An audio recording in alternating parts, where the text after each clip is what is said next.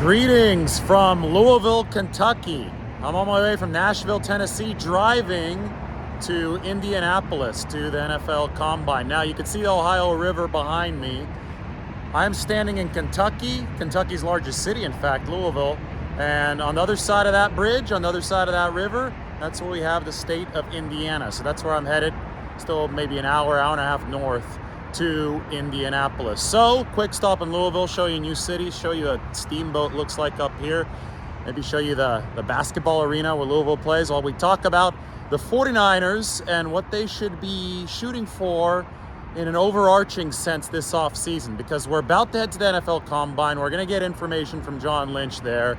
There hasn't been anything really new that's come out regarding the 49ers over the past several weeks. So now that we can set the table for player acquisition with the Combine and with free agency coming up in a couple weeks, what should the 49ers' overarching goal be? Well, I think that they need to be targeting the Kansas City Chiefs.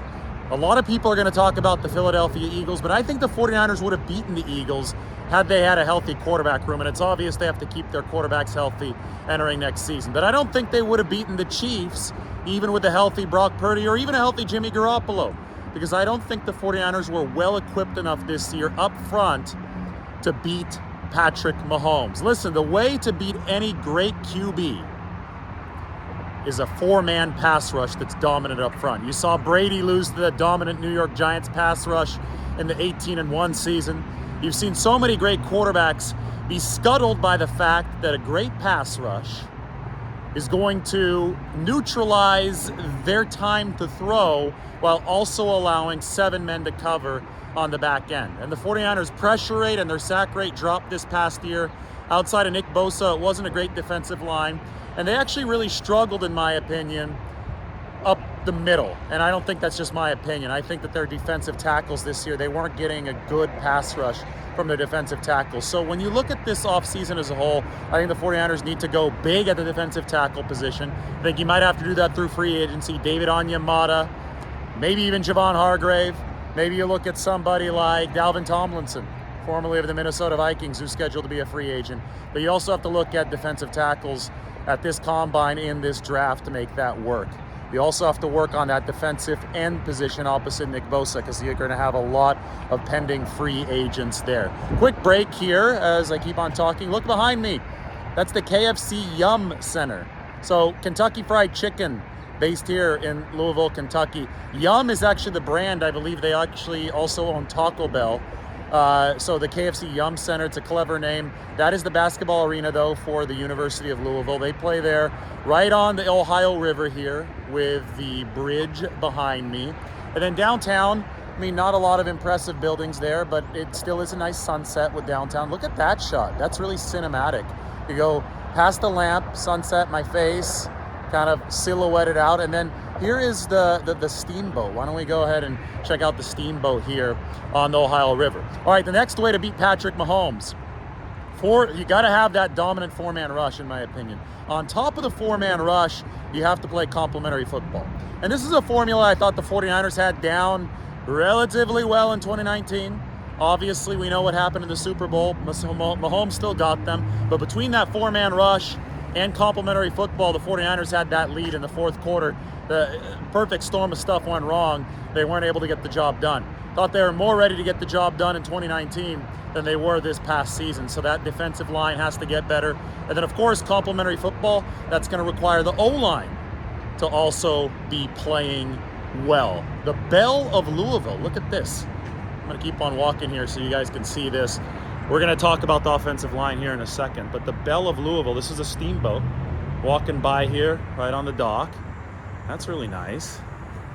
And there's like a couple. Oh, okay. This is not the steamboat. This is the office. The steamboat itself is behind me. Let's check out the steamboat.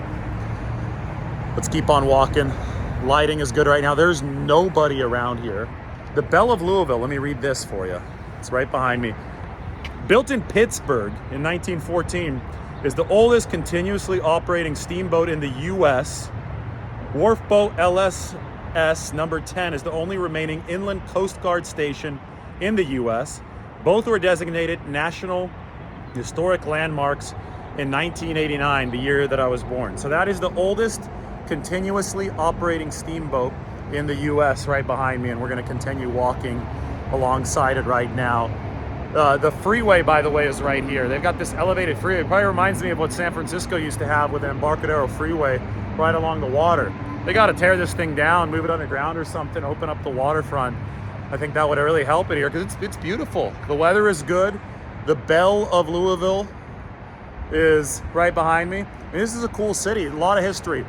We talked about the KFC Yum Center. That's the company that's based here. Obviously, Kentucky Fried Chicken. But Louisville, historically, the state, this is the birthplace of Abraham Lincoln. He's not from the city proper, but I drove by his birthplace today.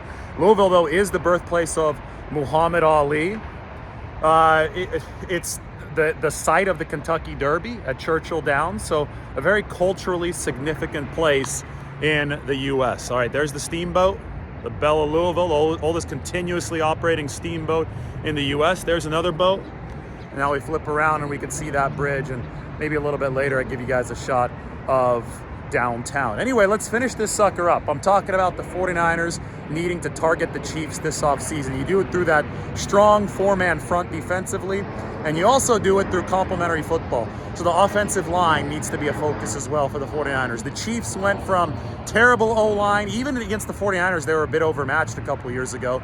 Year after that, they lost the Super Bowl because it was a total train wreck against the Tampa Bay Buccaneers. They had the best O-line in football this past year. That was a big reason why the Chiefs were able to get it done against the Philadelphia Eagles. So set your sights on the Chiefs. Don't have the bar too low. The Eagles, I mean, they didn't win the Super Bowl. They weren't the best team in football. It was the Chiefs who the 49ers have to surpass this offseason. All right. Well, as luck would have it, I kept on driving around and I stumbled into an even cooler view. Found a statue of Abraham Lincoln that I'll show you in just a little bit. But right here between two bridges in Louisville, and a better sunset view of downtown is behind me. And here's that Abraham Lincoln statue. A little amphitheater set up. I'm going to continue on my way to the NFL Combine. Hello from Kentucky. Next stop, across the river, Indiana.